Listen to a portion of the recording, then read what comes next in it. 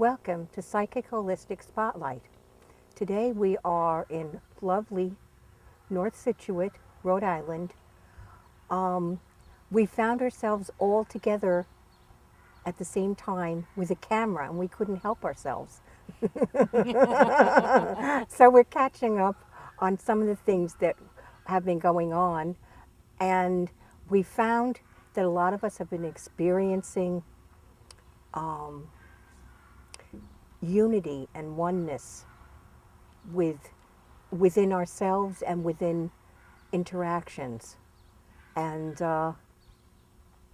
Sherry Kachanis is with me today, and she was saying that she had written something and she surprised herself by reading it recently, and it was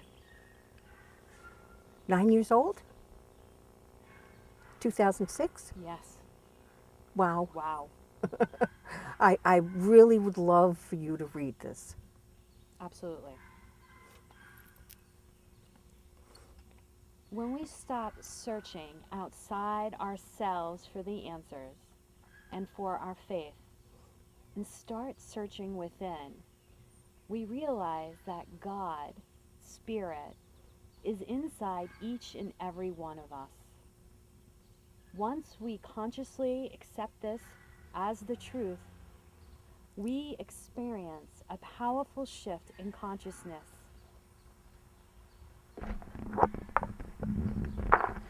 When this happens, our lives transform quickly as long as we continue to grow.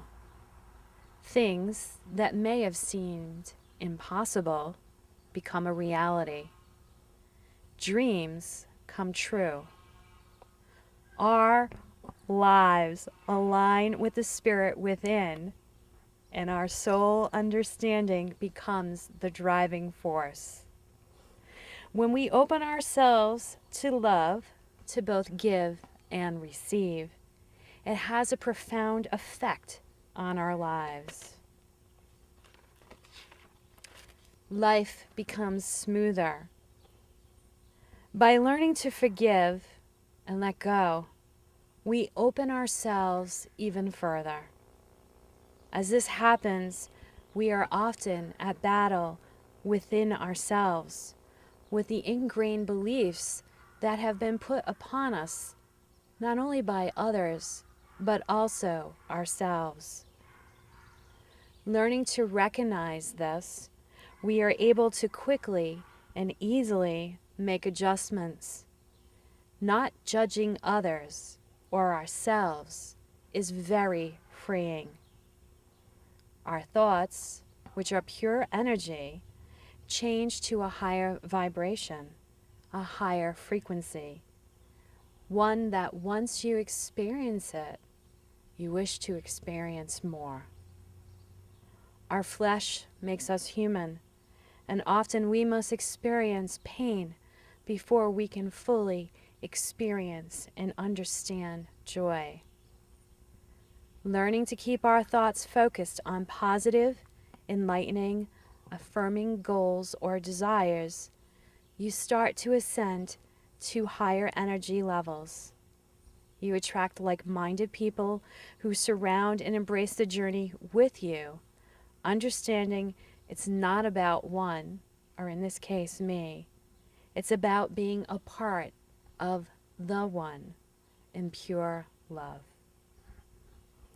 Thank you. You're welcome. And as you told me, you believed you channeled that you weren't at that level to see all of that yourself yet. You're on your way. I was on my journey, but it amazes me as I go through things that I've written at how much I've actually channeled over the years. And it's only recently, working with a colleague, that I realize I channel more frequently than I could have imagined. Mm. And the words, when I allow myself to sit and write, the words just come out without thought. Mm. And that happens either with pen to paper, or if I just sit and close my eyes at the keyboard, the words will just come out. And when that happens, I let it sit for a couple of days before I read it. Mhm. And when I go back, I'm usually amazed. Mm. Yeah.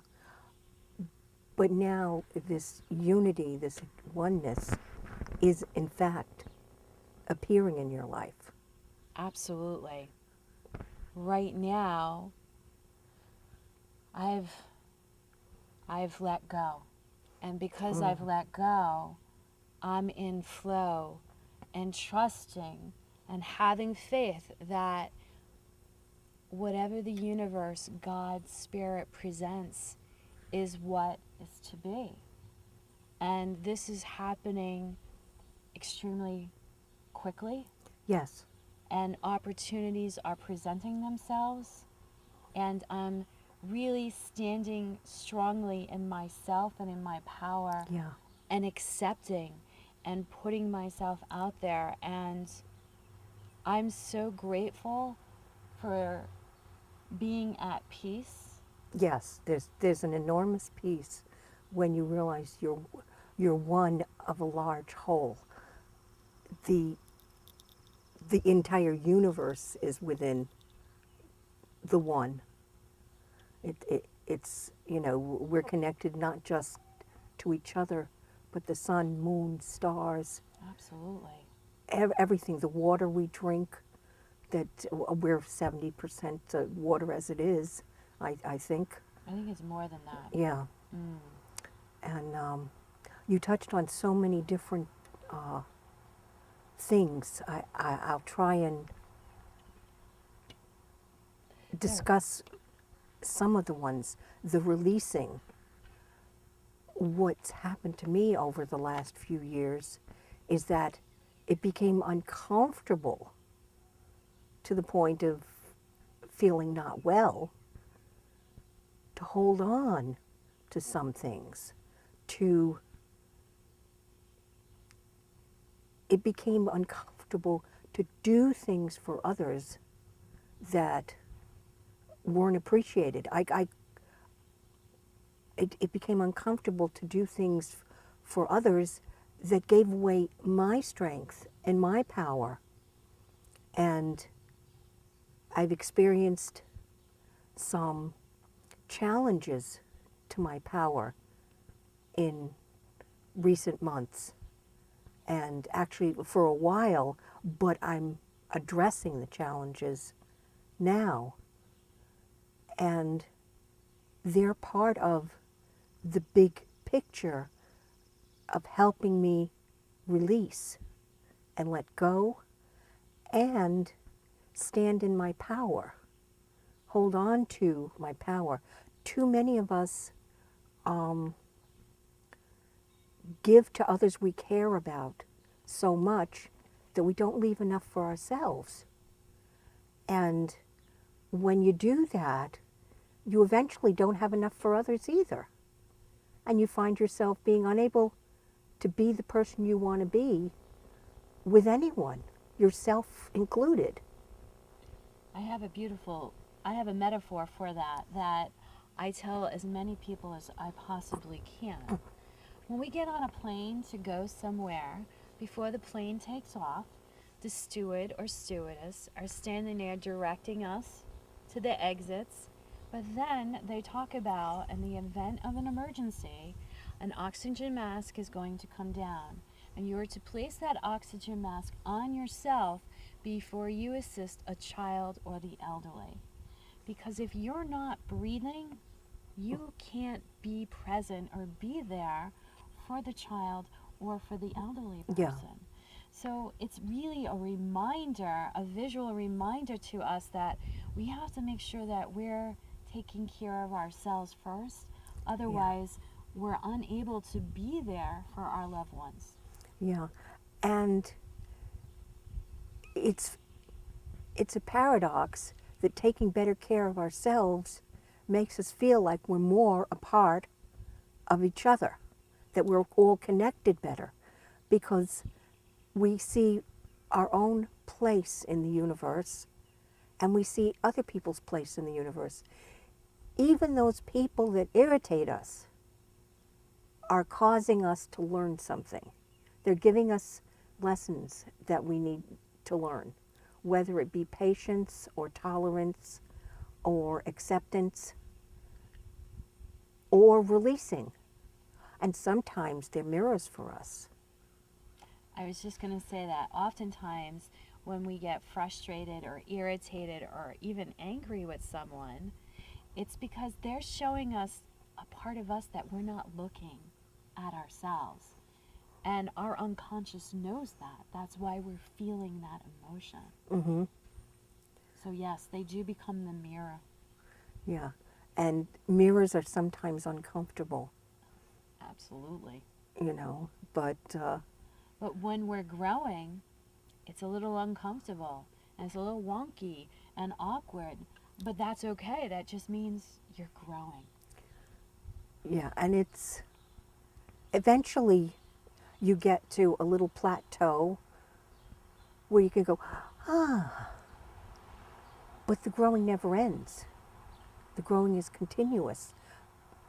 And to me, the growing is always drawing me closer to everyone else and to the divine source. Because who we are is divine. We are all part of that. And I've had no doubt about that for a while now. I've had some doubts about my own divinity when when I make foolish mistakes or think foolish things, but I know I'm in a body, in the flesh now, to learn how to, and to experience my divinity. Because within, if we all just stayed in heaven and were in, or whatever place you feel follows, if we were all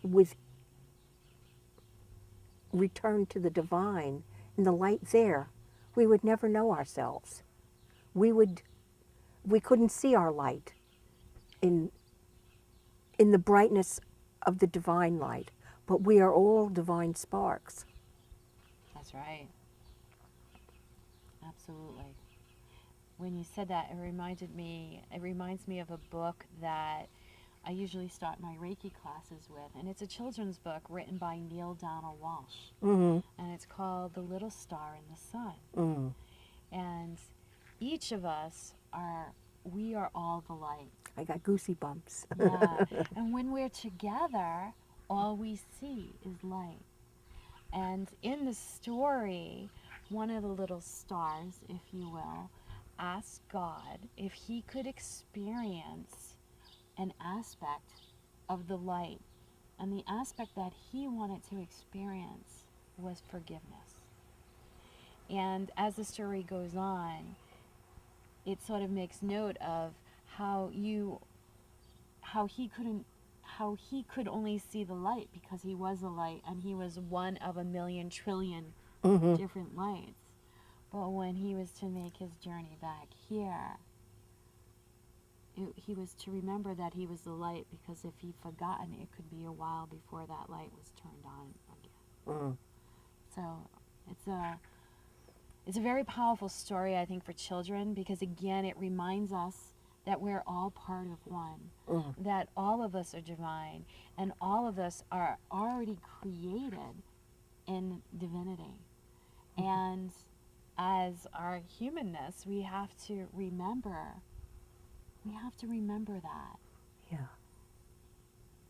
We are all perfectly imperfect. Yes. Which brings me to forgiveness.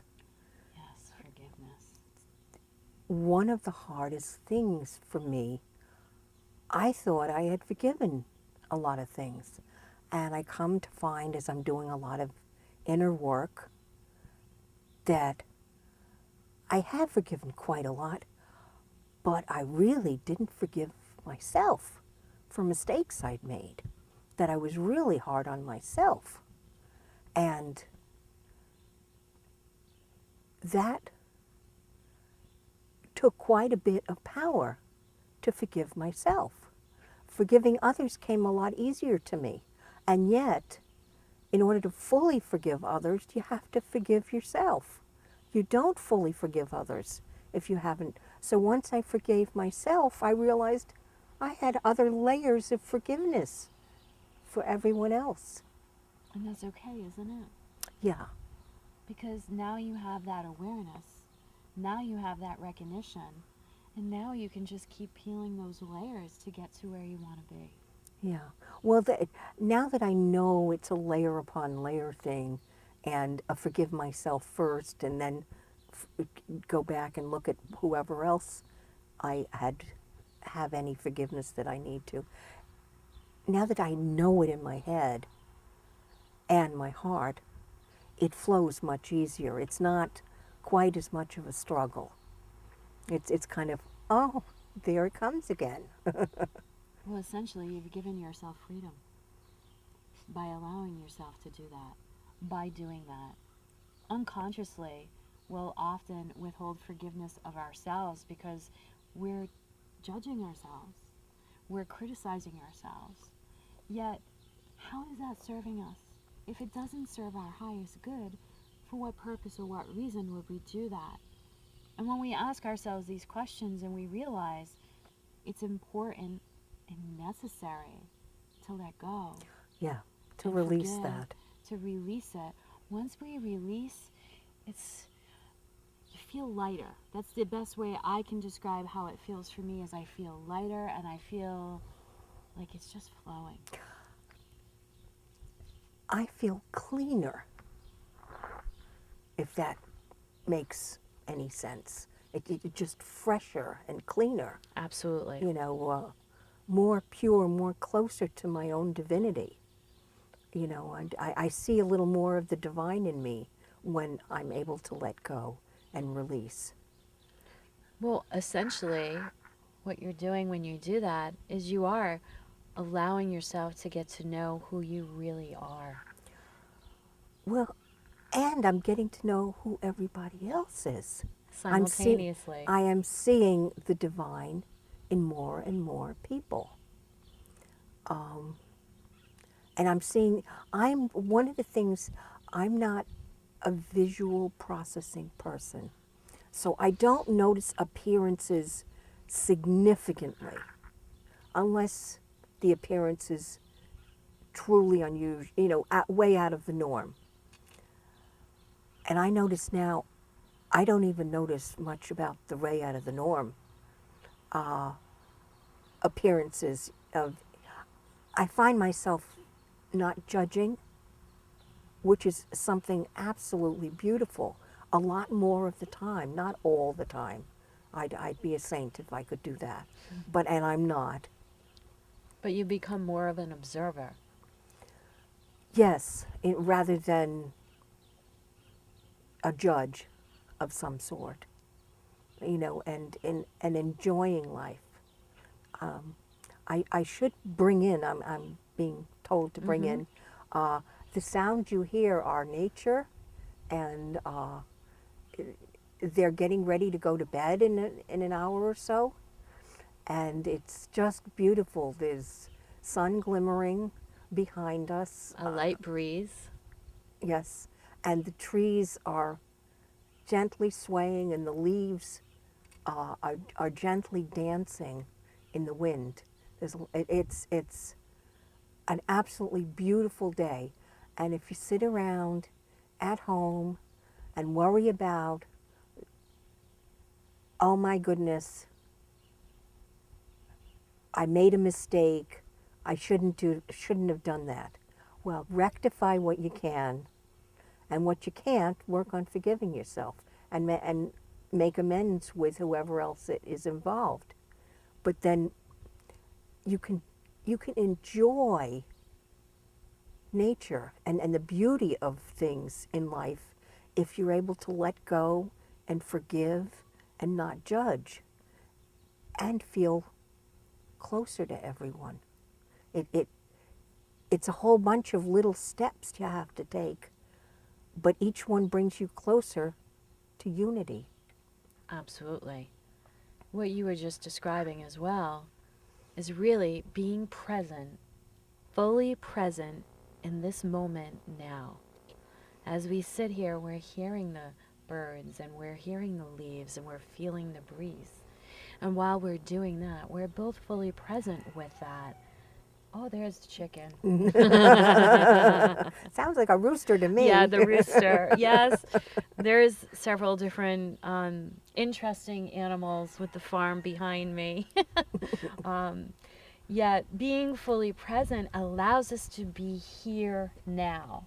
And in the end, that's what we want, is to be here now. Because the past is the past. We cannot change what has already happened.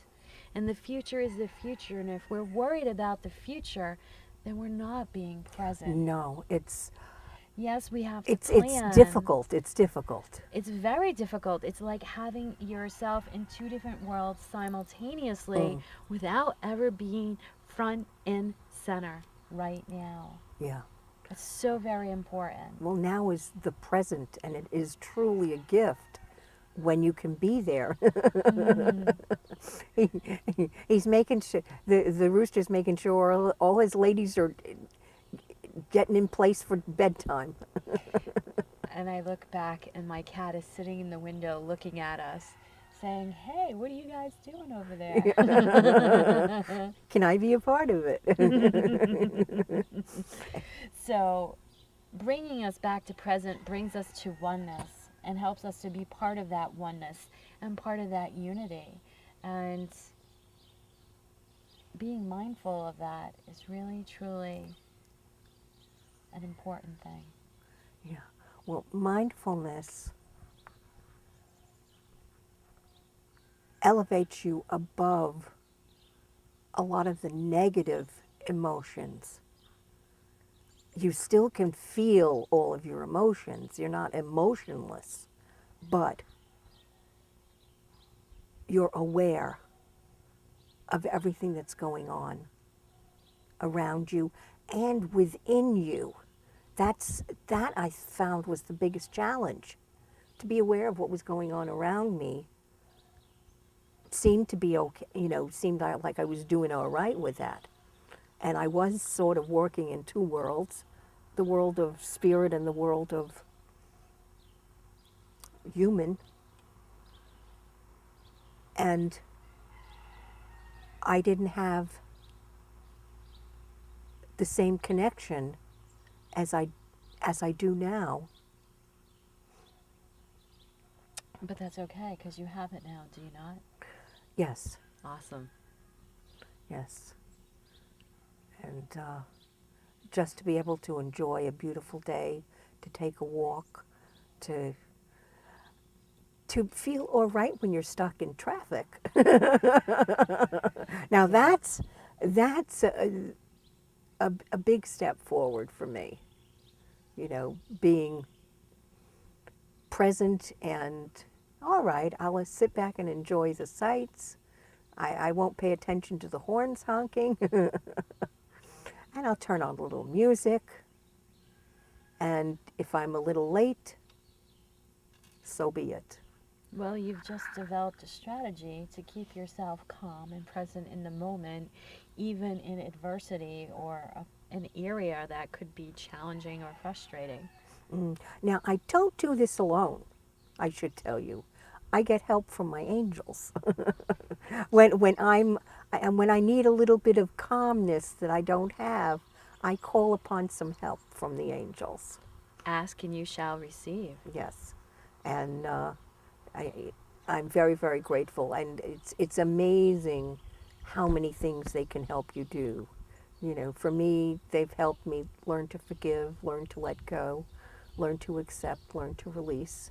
I mean, I thought I was a fairly spiritual person till I found some things that needed to be released, and I found that there was a lot more there than I thought there was.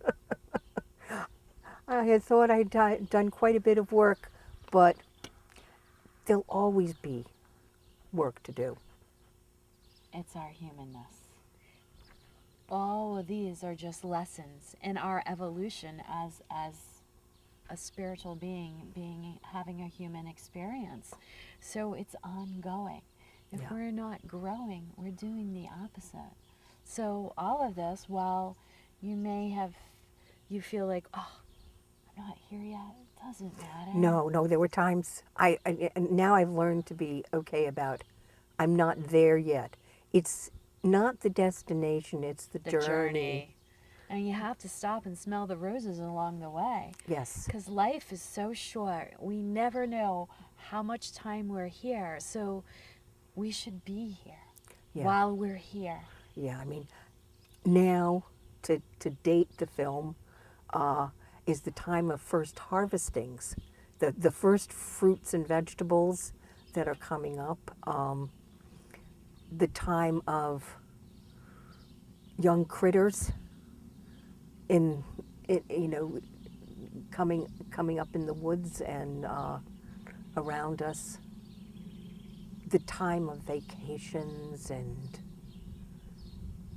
all sorts of beautiful things. Beaches. Beaches is right. Living in Rhode Island, it's hard not to get excited to be able to To go do to the something beach. on the water. Exactly. Exactly. I like it. I like walking in the sand, and between the sand and the wet sand and the water, I love just walking along the shorelines. Even Absolutely. though the shorelines are some of the shorelines in Rhode Island are rocky. Absolutely. There's something about the water, the sun, the earth, and all of it, and the wind, all of it together, how it clears us. It's I harmony. find it harmony, balancing, and completely clearing. Hmm. It helps bring in clarity. Yeah, and when we include time for nature, it helps. At least it helps me become in harmony, more so with everything around me. You know, including people. I mean, a lot of people will say, "Oh, walk in the woods," you know, or stroll on the beach. You know, isn't going to help me. You know, get along with my coworker. You know, but it works for me. I have to tell you, I'm a big believer that getting out in nature, reconnecting with the earth is grounding and rejuvenating. And honestly, it feeds my soul. Hmm.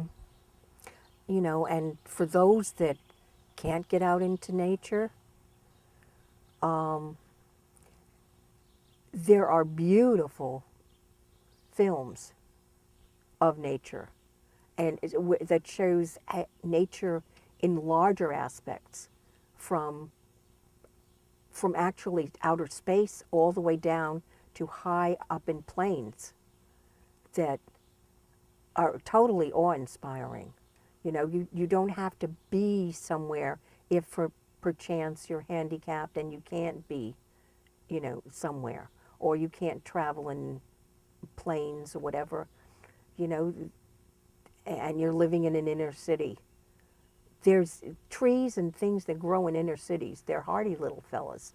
I believe we're pretty much almost out of time today, Yeah. Josie. So Thank thank you. you for joining us today in lovely North Situate in the backyard in nature. And we look forward to seeing you soon.